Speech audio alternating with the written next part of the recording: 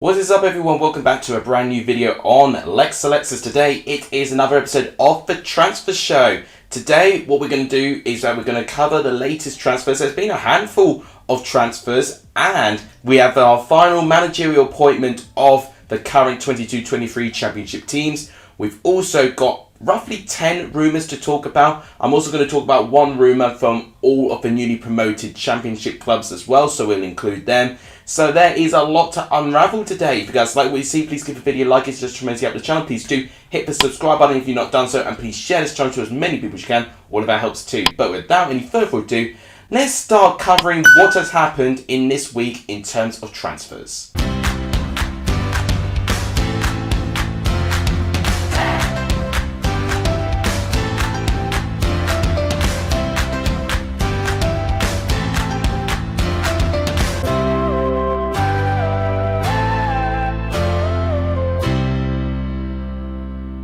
So the first transfer I will talk about is one rumour I talked about last week. Kane Wilson from Forest Green Rovers. He has officially signed for Bristol City, I believe, on a free transfer actually. Really good business for Bristol City. The fact they've got two defensive options already in Naismith and now Wilson. And I can see that they're picking good quality players from lower leagues as well. Sykes from Oxford being one, and now Kane Wilson, also one from League One now. So I feel like Bristol City's strategy is to definitely improve the depth of their back line. They're definitely bringing some promising players in. So I think Kane Wilson, will be a transfer I'll be very interested to see if he does very, very well. Now, Cardiff have had a really great start. They've made up to 7 transfers, and they made 2 very recently, 2 right-backs. Fonte Daly-Campbell from the youth squad for Leicester, and one that really interested me was Marlon Romeo. You may remember him. He was at Millwall quite a few years back. He wasn't at Millwall last year. He was sent out on loan. But I think those are 2 interesting signings. Whether they're going to be first-team players, I feel like Romeo may be more likely. I think Daly-Campbell would be a good squad filler player. But definitely Romeo has got championship experience. Whether he's the best in class in that position, I don't think so. But the fact that Cardiff really desperately needed to get someone from the right-hand side in their back line, and they got 2 options, it's clear to see that Cardiff have identified their issues very quickly and have addressed it, and that's really, really good business so far by Cardiff. Because I've actually missed a transfer, Cardiff have also made the signing of Ryan Alsop. One I did expect, because I think Derby are going to still having clear out, obviously trying to survive from the bare bones for what they've got. But great advantage play for Cardiff to get him in. Great goalkeeper for what I saw for Derby when he was involved with them last year in the Championship. Great signing, and I tell you what, Cardiff are making moves. But they also lost another one of their defenders. Aiden Flint has left Cardiff to join Stoke City on a free transfer. This is Stoke City's first signing in this transfer window.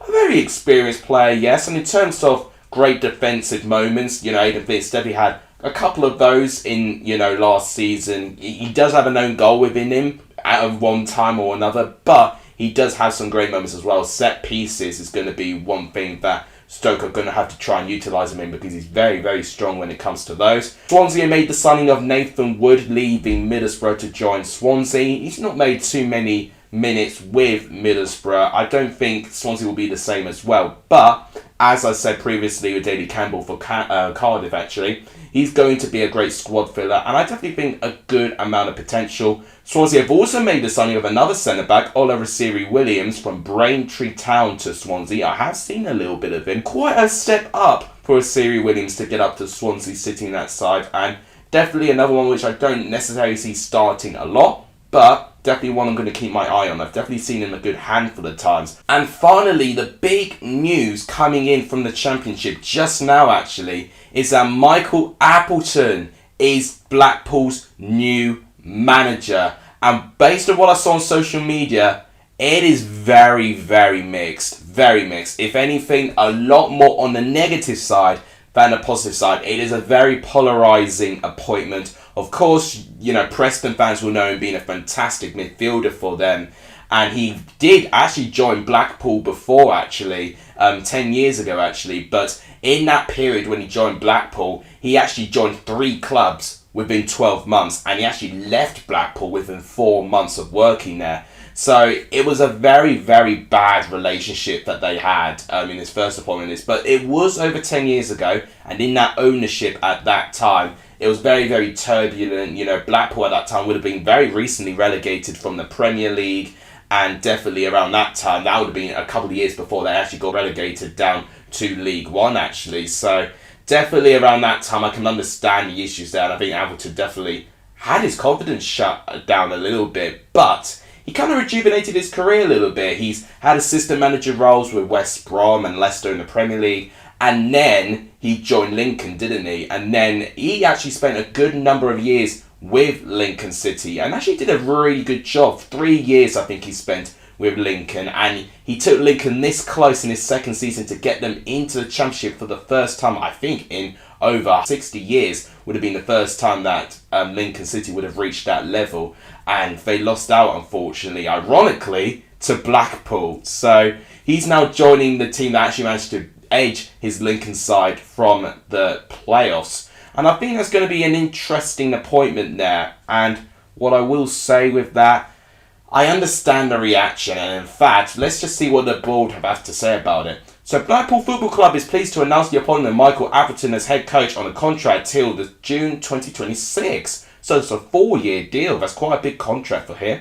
46-year-old returns to Bloomfield World on the back of a 3-year stint in charge of Lincoln City, where he played a key role both on and off the pitch in building and developing a young and talented squad. I mean, that was where Brennan Johnson was, you know, in that squad, and obviously he's now a Premier League player with Nottingham Forest. Coming within 90 minutes of guiding Lincoln back to the second tier of English football for the first time in 60 years in 2021, Appleton managed just shy of 150 games with the Imps. It's been a difficult season though for Lincoln. They finished down 17th, but obviously Appleton had a cancer problem, so he was out of coaching for quite a significant chunk of that season. But he's made a full recovery, which is fantastic to see. Prior to that, he held prominent coaching roles in the Premier League at Leicester, West Brom, and the team manager was a success of leading Oxford United to a Sky Bet League One promotion, as well as consecutive EFL Trophy finals. Now, Simon Sadler, who is actually going to be 3 years, in charge of his Blackpool team, this year, he had quite a big chunk to say about Michael Appleton. And one paragraph I want to read is this one here.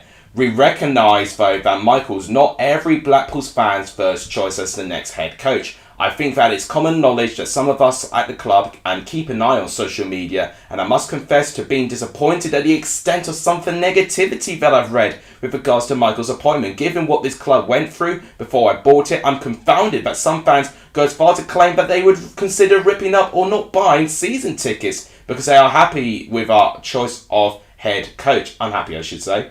Whilst I cannot guarantee outcomes, it is my responsibility as custodian of this great club of ours to ensure that the right decisions are made for the right reasons for both the club's present and its future. I will not shirk that responsibility even if said decisions are not universally popular. That is big. The fact that Sadler's had to defend Appleton that much. He's really got to hit the ground running, Appleton. If Appleton has a difficult start to the season, things are going to get really toxic really, really fast. Football fans are very unforgiving people. Unfortunately, they've had a stint with him before, didn't go well, so they're obviously going to be very, very nervous about it. But Michael Appleton right now, I think, has definitely made a great stage of development in his managerial career. So I'll be very intrigued to see how he does with his second attempt of trying to manage Blackpool. Okay, so that is all the latest deals happening. If I've missed anyone out, do let me know in the comments. But now we're going to go through the transfer rumours. Let's go. So one of the rumours which I think will be confirmed pretty soon is Matt Macy joining Luton Town. Now, Luton have been looking at Matt Macy on their radar. He was actually on loan to Luton Town, I believe, in the 2016-17 season, working with Nathan Jones. He's joined Hibernian. He's had links with Arsenal, really, and Luton definitely want to try and get another goalkeeper in. As you know, Luton had a really tough time with goalkeepers alongside QPR, and it ultimately, I think, didn't really cost them, but it definitely was a hindrance on having and fielding their strongest team and back line to try and compete in the Championship playoffs. And how many more opportunities are Luton Town going to get that?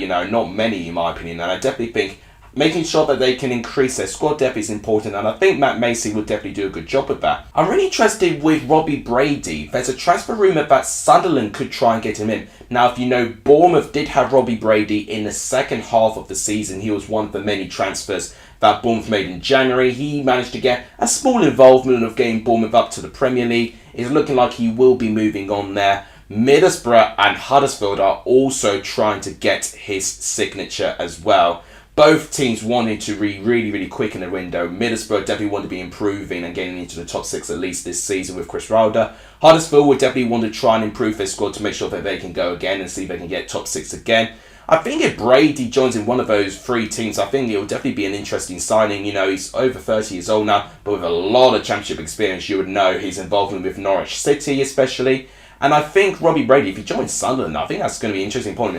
Obviously, a reunion with Alex Neil, so hence why we're getting those links there. This is, you know, similar to Ruddy, you know, when he was Norwich's goalkeeper as well. He worked with Alex Neil. So obviously, Alex Neil's pulling by his previous Norwich players that he had when he got Norwich up to the Premier League. So I think that's going to be very interesting. If he can get them in, I think that would be decent to keep Sunderland in the Championship. Now, Burnley have had a lot of their players linked, and it's not going to be an enjoyable couple of minutes for Burnley fans because Nick Pope, Cornet, McNeil and Collins are all heavily linked. So Nick Pope is being linked with Newcastle right now. Definitely they'll be wanting to get competition to Dubravka in goal. Maxwell Cornet, Dwight McNeil also interested in Newcastle, and definitely with the ownership that they've got, they can definitely afford getting them in. McNeil was actually linked with Newcastle a long time ago when Rafael Benitez was in charge. So what a perfect time for Newcastle to try and reignite their opportunities. Now, obviously recently they've got a new manager in Vincent Kompany. He'd be wanting to try and keep as many of the youthful players as he can. But he should expect that a lot of teams, you know, in this club, you know, are going to be really monitoring Burnley because of their really good players that they do have, especially in championship levels. So it's going to be a very difficult summer, I think, for Vincent Kompany. But now they've got him in, Kompany's going to have to make some really big decisions in the next coming days or so. Nathan Collins being another one being linked with a move away. Obviously, one thing to talk about Nathan Collins was his wonder goal he scored against Ukraine in the midweek games in the Nations League. And obviously that's attracted interest not only from Newcastle but from Leeds, Aston Villa and Wolverhampton Wanderers. I think Aston Villa have been the team making the most development so far. But if Leeds or Wolves both get him in, that'll be a great signing. He's only 21 years of age. Definitely got a great future on his hands. And I'll definitely be excited to see if he goes back to the Premier League. We've got a handful of rumours left. Dwight Gail was someone I didn't talk about in my last transfer rumour show. Now, a couple of days ago, in fact last week for instance, he was heavily linked with Middlesbrough and Sheffield United. Those deals have kind of calmed down. They've not been broken down completely, but they've calmed down a little bit. But there is talks he could maybe reunite to West Brom. It means he'll have to play under Steve Bruce, which I don't know how he'll feel about. But of course, he's actually worked with Steve Bruce with Newcastle. So there is going to be a small reunion there if he does reunite not only with West Brom, but he will also reunite with Steve Bruce as well. I mean, Dwight Gail needs football, full stop. And there's no doubt in my mind, I don't think he's going to get a lot of that at Newcastle. So he definitely needs to have a move down to the Championship. West Brom I think will be a good option, but Middlesbrough and Sheffield United will be very attractive propositions as well. Now, Preston have been linked with a couple of players now. Preston have had a pretty quiet start in the window. You know, they've not really made any permanent signings so far. But now the rumour mill is really starting to spin for Preston's way. And I'm very excited with the players they're linked with. Two very recent ones, Andre Gray and Cyrus Christie. I think if they can both get them in on a loan deal, that'll be two incredible signings for Preston, all things considered. They need a goal scorer to rival Reece Jacobson, especially if they can't get Cameron Archer back. They're going to have to try and get someone to fill in his shoes for at least one season. I think Andre Gray, whilst he's not the same player as he was, I definitely think he would fill in and would be reliable off the bench, especially getting goals from there. He actually did score quite a few goals with QPR last year. And Cyrus Christie, I mean, they needed a right back for a long while. Sepp van den Berg leaving, of course, and looks like they won't get him back. Cyrus Christie, I think, will be a really good replacement if they can get him in. So two players, obviously very experienced in the Championship, and I think if Preston could both get those players in, I think that would be two great signings. One that I kind of made up a little bit, but I think will be a great narrative, is Callum Robinson to Preston. So Callum Robinson is listening to offers because he really didn't have an enjoyable season last year. He had a really good start, I gotta say. Well, I was putting him in my gaffer team week in, week out. But then when he had that injury, he never really recovered in the season. And he lost that momentum. And there was actually, he got a really bad amount of reception from the West Brom fans. To be fair, West Brom fans were very intolerant for most of the team. And Callum Robinson was definitely one of those players. Now, he could take this chance, Callum Robinson, to try and leave. And I do think if he reunites with Preston, it'll be a brilliant narrative to get him back. Because I definitely think he actually played his best football in a Preston North End shirt. So I definitely think he'll be a really good signing if he can return to North End. But he will be listening to other clubs. I think whoever gets him will be a great signing for him. Now, Jake Clark-Salter is looking like he'll be a QPR player. Now, this is from The Sun, and I don't know how reliable The Sun tends to be with terms of transfers, but we do know with Chelsea right now, we've been very slow with our transfers so far. One thing we have been able to do is try to get some youngsters a good club, to give them some time. And it looks like Jake Clark-Salter is going to sign for QPR as a free agent. Now, he has spent time in the Championship before, spending time with Birmingham, Coventry last year for a little bit. And it looks like QPR are finally going to really get the wheels turning for Clark-Salter, signing permanently as a free agent. Right now, I wouldn't even back Clark-Salter, to be honest. We've got no replacement for Rudiger so far. And we're losing Christensen too. Chelsea's squad is just deteriorating and is getting smaller and smaller in depth. It is very worrying times as a Chelsea fan, to be honest, in terms of the lack of transfer activity. But fair play to Clark-Salter, he definitely needs some football, and I definitely think QPR will give him that. Now, we're going to finally talk about 3 rumours, one each from the newly promoted clubs from the Championship to the Premier League. So Nottingham Forest, the big news one is Dean Henderson, isn't it? They're very close to signing him at this stage. Apparently, it's in an advanced stage that they're going to sign Dean Henderson on a loan deal. Now, the thing is, it doesn't really help Manchester United. Manchester United really wanted to sell Dean Henderson permanently. Got a huge wage budget as well. It looks like if he does go to Forest on loan, Man United will still have to pay a good majority of his wages. So it's a deal that really doesn't do United any favours, but Nottingham Forest will take that. Obviously, we talked about previously the talks of Brice Samba not extending his contract. I think if they do get Dean Henderson in, I think it'll be a good replacement. We've seen him as one of the best number 2 goalkeepers in the league, in my opinion, personally. So I definitely think he'll be a great number 1 choice for Nottingham Forest. He was a great number 1 choice for Sheffield United when they got them promoted to the Premier League. One for Bournemouth now, and it's on Joe Rothwell. So we definitely talked about Joe Rothwell before, but we didn't talk about him being linked with Bournemouth before. So Sheffield United looked like that they were going to get him, and Rangers were very heavily linked as well. But Bournemouth have made really good progress on this, and it looks like they could sign him in the next couple of days or so. He could still pull out, of course. He'll technically be a free agent since his contract is completely run out now. So I definitely think Bournemouth are taking advantage of that. Bournemouth, if they get him in, I don't know if he's going to be a good choice for the Premier League personally. But in terms of a backup player who can play in midfield and go up to attack as well, very versatile player. So he'll have that good amount of positivity if he does join for Bournemouth. And finally for Fulham, now this one's interesting because I did see this one. João Palhinha, you may know who he is, Portuguese player, played for Sporting Lisbon last year, managed to lead them to 85 points, second place, losing out to Porto, and actually made a couple of minutes in a substitute appearance in Portugal's Nations League game with their victory over Czech Republic. So he's pretty fresh right now. Now, Wolves were very heavily linked with Palhinha, and still are, to be fair, but Fulham have actually made advanced stages, according to Fabrizio Romano, that they've actually got a fee agreed. But it's a very interesting conundrum. If Palhinha wants consistent Premier League seasons, he would go to Wolves. But if Fulham outbid Wolves and get a really good wage for Palhinha, then they'll definitely get him in. And honestly, they need a midfield replacement right now. They've lost Carvalho, Seri, and if they can get Palhinha in at that place, I think he'll be a decent backup. And I definitely think with him being a good international player as well as a squad player, playing a great role in Sporting Lisbon, I definitely think he'll be a great signing for Fulham if they can pull this off, but they're going to have tough competition, of course. So guys, that wraps it up for my transfer show for today. If I've missed anyone out, please do let me know in the comments down below, and I will definitely talk about it in my next show next week. But that'll wrap it up, guys. Thank you guys so much for watching. If you guys enjoyed it, please give the video a like. It does tremendously help the channel. Please do hit the subscribe button. It does really help the growth of this channel. And please share this channel to as many people as you can. All of that helps too. Thank you guys so much for watching. You guys are legendary if you saw the end of this video. As always, I'll see you guys soon. Take care, everyone.